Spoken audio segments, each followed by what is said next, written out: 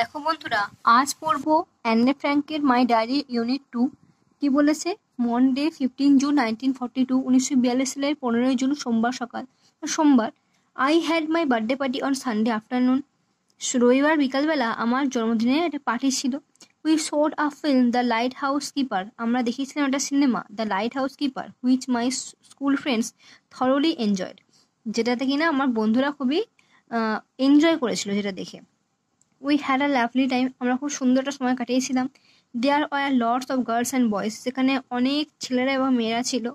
For years Lies Goossens and Sanne Hotman have been my best friends. অনেক বছর ধরে বা কয়েক বছর ধরে লাইস গুসেন্স অ্যান্ড স্যানে হটম্যান আমার বেস্ট ফ্রেন্ড হিসেবে ছিল বা প্রিয় বন্ধুর মধ্যেই ছিল।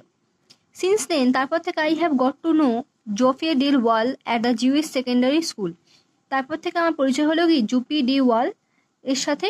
সে কোন স্কুলে পড়তো না, ইহুদিদের, জিউস মানে হচ্ছে ইহুদিদের মাধ্যমিক বিদ্যালয়। তার সাথে পরিচয় হলো। We are together a lot and she is now my best friend. তার সঙ্গে আমি অনেকটা সময় রইলাম এবং সে এখন আমার প্রিয় বন্ধু। Lies is more friendly with another girl. Lies এবার কি না, লাইস হচ্ছে লাইস গোসেন্সের কথা বলা হয়েছে। লাইস অন্য একটা মেয়ের সঙ্গে বেশি করে বন্ধুত্বপূর্ণ হয়ে গেল। এবং Sanne goes to a different school. Sanne অন্য একটা স্কুলে চলে গেল। স্যানি হটম্যানের কথা বলা হয়েছে।